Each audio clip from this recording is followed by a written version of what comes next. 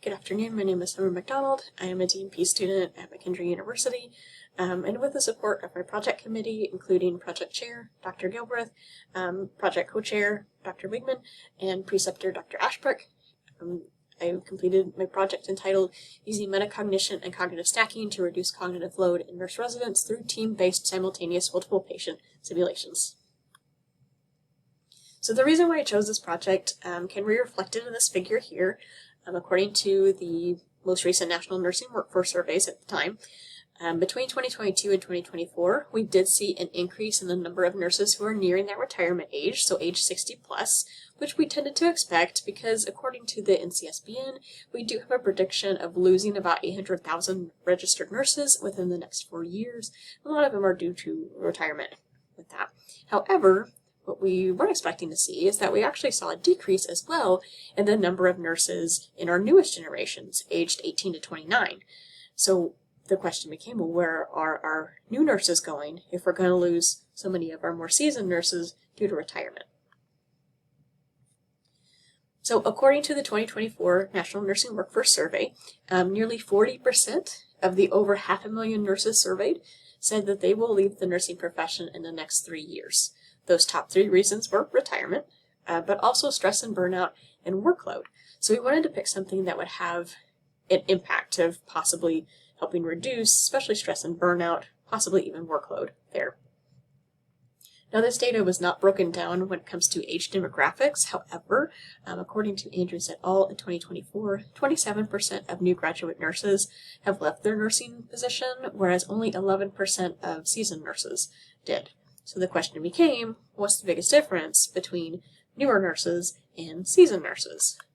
Well, if you go back to Survey et al. In 2024, 55.8% of new licensed nurses struggled the most when it comes to organization, prioritization, and generally feeling overwhelmed by everything. Also, more seasoned nurses tend to experience less cognitive load than less experienced nurses, just because they have developed a more streamlined way of thinking, or they've developed what's called schemas or mental checklists they can pull from their long-term memory to help make decisions. And comparatively, our new nurses don't have that way of thinking. They're more scattered. They tend to be more making decisions based off of trial and error. They tend to be more reactive than proactive, and so they're using a lot more mental effort, a lot more cognitive load to make the same decisions that our seasoned nurses do. So in residency programs, we tend to have our more seasoned nurses training our new ones. However, when we do have seasoned nurses available to train our new nurses, and our new nurses ask them, how do you know what to do? You always, it's almost like an automatic thing that you always know what to do. Our new nurses may be met with answers such as, oh, you'll get it, you'll figure it out, it comes with experience, or I don't know, I just do. And so it becomes a kind of defeating answer, and it's not a very accessible answer to our new nurses, and it's almost kind of telling them, oh, you're going to struggle for years, potentially, to kind of think like I think with those. So the project needed to focus on how do we get our new nurses to think like seasoned nurses without having to rely on waiting for this experience to drive their decision making with those. So that's where metacognition and cognitive stacking come into play. Those were 2 of the techniques that were supported by the research to reduce cognitive load, and in my opinion, they were some of the most accessible ways to think like a seasoned nurse without having to rely on all of that experience to drive your nursing judgment and thinking. So my PICO question became, does implementing education and practice of metacognition and cognitive stacking through team-based multiple patient simulations reduce the cognitive load in nurse residents? Biggest supportive theories were the cognitive load theory by John Sweller. There are 3 types of cognitive load. You've got intrinsic, extraneous, and germane. Intrinsic is more internal-based factors, so this is the person's working knowledge, so nursing knowledge from school, as well as hospital history, like hospital work experience, as well as the anxieties and the stresses that they have. Neurodivergent thinking also comes into play, as well as imposter syndrome, or the feeling that on paper they're very competent, but they don't feel that way. They feel almost like an imposter. Extraneous factors or extraneous load, those are more external based things. So this is the hospital environment itself. Is it cluttered? Is it chaotic? Or is it very organized and neat with those? the different technologies that the nurses have to do to complete all their tasks for the day, the distractions from phone calls, from patient updates, from coworkers and that, as well as the patient load, whereas how many patients you're caring for at a time, or how high acuity are those patients there. So while we can't do a lot with these two loads, we can hopefully make an impact when it comes to germane load, because germane load refers to how you process that information. How do you think, essentially? So this is your cognitive thinking skills, your schemas, and how you are processing that information and using it. So another kind of theory that gets supported here is Marlene Kramer's reality shock theory. She says that the transition to practice really occurs after that first year of nursing, where they've graduated a residency program and the immediate support, immediate feedback from their preceptor and that has gone away, and so now they're on their own to make all these decisions there. So you do see more of that big shock of it's all on you to make these decisions after that first year, where they're kind of out of the quote-unquote honeymoon phase of it all. So for the literature review, did research the different cognitive techniques. Broken down even further, if you're not familiar, metacognition refers to thinking about your thinking. Really, I'm more focused on how are you thinking, how did you get to a certain conclusion, rather than just jumping to that conclusion there. There are many different methods that you can use to practice metacognition. Some of the more common ones are thinking out loud. So just talking out a problem, either to yourself or someone else. Pausing and planning, especially as nurses, you get your report, you pause, and then you kind of plan out your day, who you're going to see first, and what have you. And then reflective questioning. This is more evaluating your interventions. Did it work? Did it not work? What could have gone better? What went right? That kind of a thing. When it comes to cognitive stacking, this is where you can mentally or even physically, because that will further decrease your cognitive load, to organize your different patient tasks or patients themselves, if you're caring for multiple patients at a time, such as a med-surg unit, where you can literally stack and rearrange them by priority as new information kind of comes to be. So if you have a true interruption that you need to go deal with a patient, or you have a new patient update, and that changes the order that you're going to see your patients, you can mentally kind of, or physically, like I said, chunk that information about that patient, keep everything together, and then move it around very easily, so it doesn't feel like there's all little bitty bits of information coming at you all at once that you're trying to juggle. It's all can be very easily chunked and stacked with each other and moved around a little bit easier. For the different types of nurse residents, since we are seeing that decrease in our younger nurse residents, I did want to focus on the younger generations, including millennials and Gen Z. They have their own differences there, but really how it kind of boiled down to it is that with the millennials, while they do practice more of that interpersonal communication, they tend to be more diverging type of learners where they like to kind of watch something first and then go do it. Whereas Gen Z, they're more intrapersonal. They have that self-reflective kind of nature to them. They're more assimilating learners too. They like to kind of look for patterns and as well as kind of chunk things into little bitty bits that make sense to them with those. And so basically all it came down to is that inherently, if you look at the differences between millennials and Gen Z, they are doing these techniques. They're inherently, by their nature, can practice these techniques. It's all about making them aware that they are doing these things and then seeing how that can apply to nursing with that. So it's not necessarily learning a new technique, it's making them aware that they are already kind of doing that on their own, and then how do they use it to nursing? How can they apply it to nursing with those? To measure the cognitive load, I used the NASA TLX scale. It's one of the most validated and reliable tools that are out there. It measures your load in 6 different domains. And then I used a method of simulation-based learning. It was to kind of recreate a very chaotic day shift on a medical surgical unit when you're caring for 5 patients at a time, just to purposefully increase that cognitive load there to see if these techniques truly made a difference or not. And with simulation-based learning, there's a lot of research out there, especially problem-based and team-based learning can improve your higher order of thinking, teamwork and collaboration and communication. And it was a lower fidelity simulation or a tabletop simulation to help further reduce that extraneous or external cognitive load there. Biggest objective was to determine if these techniques actually worked to reduce that cognitive load in nurse residents, and the purpose was also to intervene while they're still in that nurse residency program, because if we waited until after they graduated, there's more of an increased risk when it comes to burnout and new nurse turnover. So we wanted to kind of get to them when they're still within that program. So how the project worked, it was in 2 different phases. You had a 1-hour educational seminar. About a month later, you had 2 hours worth of simulations. There were 2 rounds. Each simulation ran for 30 minutes at a time. And then in between, we had a prolonged about 45 minutes of debriefing utilized. And it was followed the 3D model of debriefing. That includes diffusing, discovery, and deepening. So like I said, for these simulations, you had 5 groups of 5, so little small groups. They cared for 5 different patients. And they were also given a 20-sided die. Every minute, they had to roll that die, and there were 20 possible distractions that they had to deal with at a time. Every 5 minutes, they got a patient update, depending on which order that they put their patients in originally.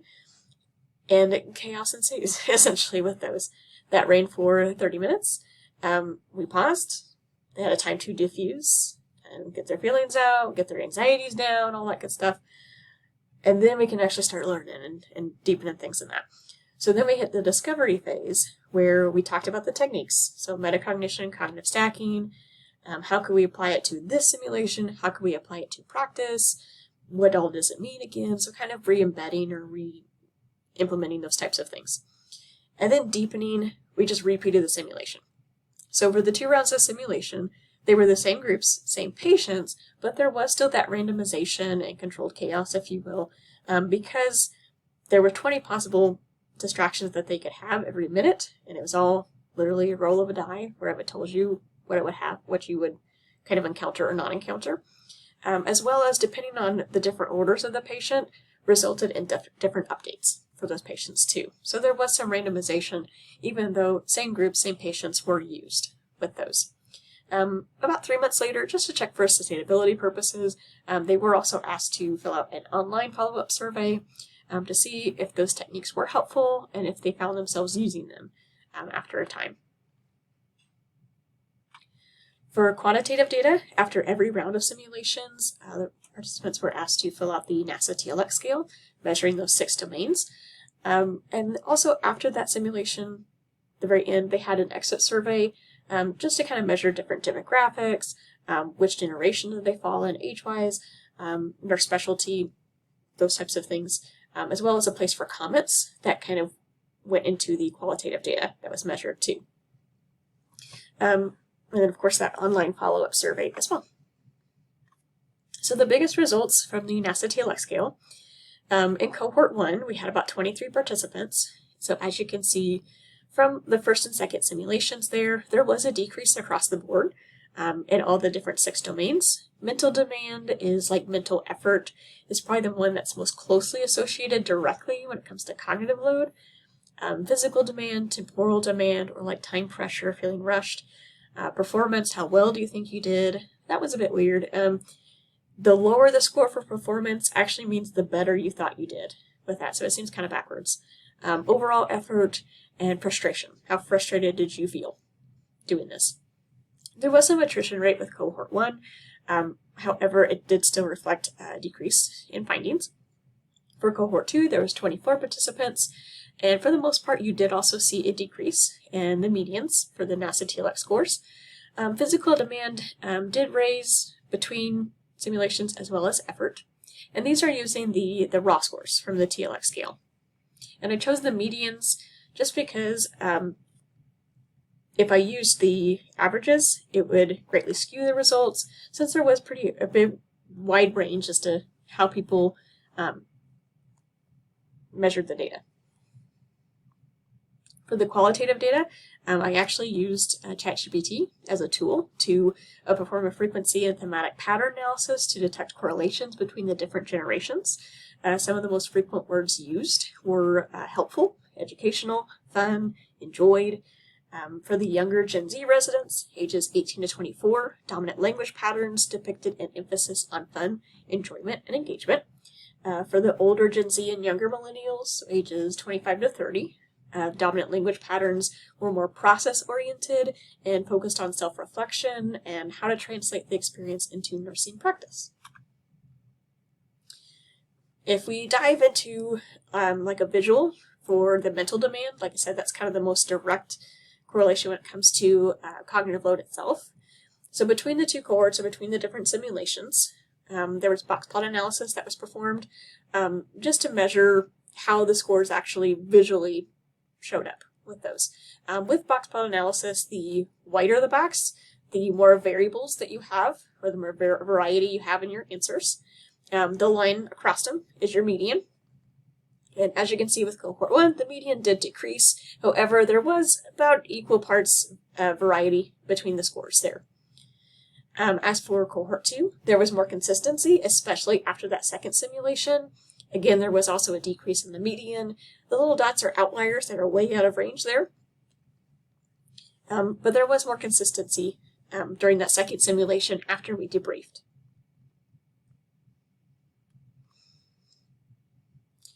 When it comes to the online survey, only out of the 47 participants, unfortunately only 14 answered with those. But it did show that about 100% of the respondents said that they've used those techniques, either sometimes or always.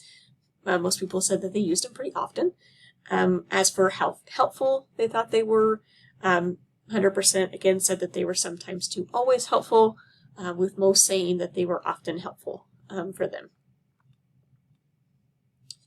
For ECS-PI, it met those components. For enhancement, it used current practice of nurse residency programs and introduced metacognition and cognitive stacking. Culmination, extensive literature review addressing the generational differences of younger nurses, simulation-based learning, and the importance of teamwork in nursing.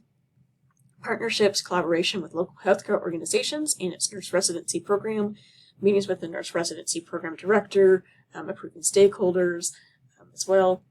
Implementation, applied research of the literature to a simulated clinical situation, and showed implementation of learned knowledge through research. For evaluation, it utilizes a validated and reliable NASA TLX tool to measure that cognitive load.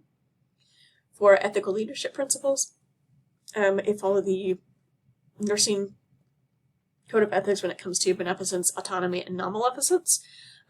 Beneficence and non-maleficence mostly for the nurse residents.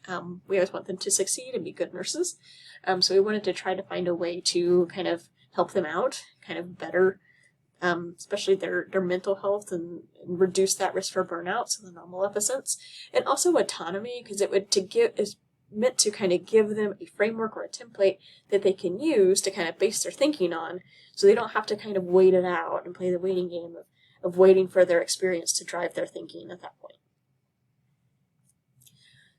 So that was one of the biggest practice implications for this project here, as well as reducing the risk for cognitive overload or reality shock, and kind of indirectly addressing that knowledge to practice gap. How do I take what you already know about nursing and make it to where you can start thinking like a nurse through these different techniques? For sustainability and next steps, I would integrate it further into the nursing program curriculum. I would love to bring the preceptors in on it, especially to really practice these techniques with the residents in the actual hospital setting there with real people. It is a very travel-friendly tabletop type of simulation, so it's easy to replicate.